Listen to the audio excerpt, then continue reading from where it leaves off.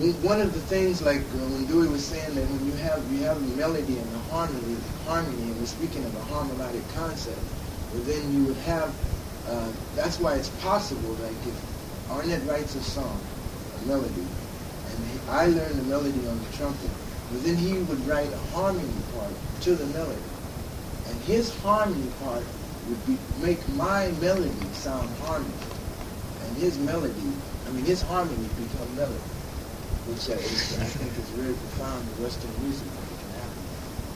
I'll explain that again. If he writes a melody that I would play, that we would play in unison, and then he wanted to write harmony to the melody, his harmony would become the melody, and my melody, the melody I'm playing, would become harmony. And that's another point of it. So that means that each phrase itself can have its own tonic.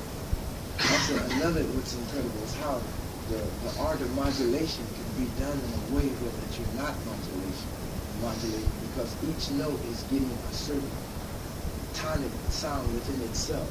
For instance, when Ornette writes a clef, he writes the treble clef, and then he writes the harmonic clef, which is a figure 8. And then you have the bass clef.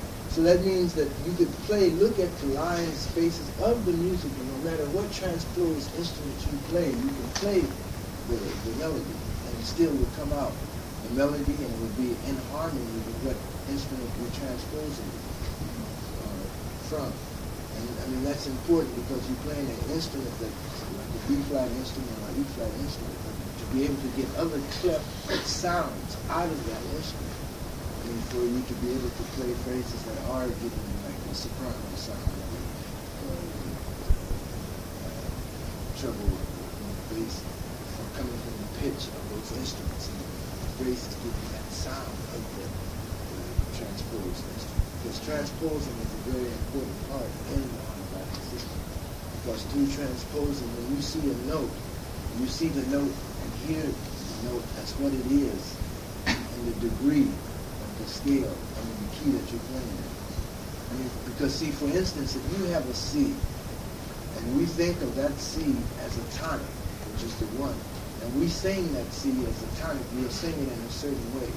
Now, if we take that same C and have in our mind that C is a minor third, and we hit that C, and it would get a different flavor, a different sound, a different tact to it, because we have in our mind, and we know intervals enough to know that that minor third is going to get a certain feeling.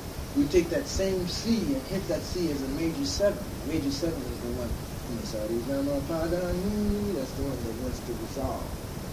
And if we hit that same C as if it was a major 7, then it would take up on a different form. It's the same note, but it's taking up a different texture, a different flavor of the sound of the note, the quality of the note. So that means that every 12 notes, I mean, every one note has 12 sounds within it, if you know what it is. And that's the whole everything. So,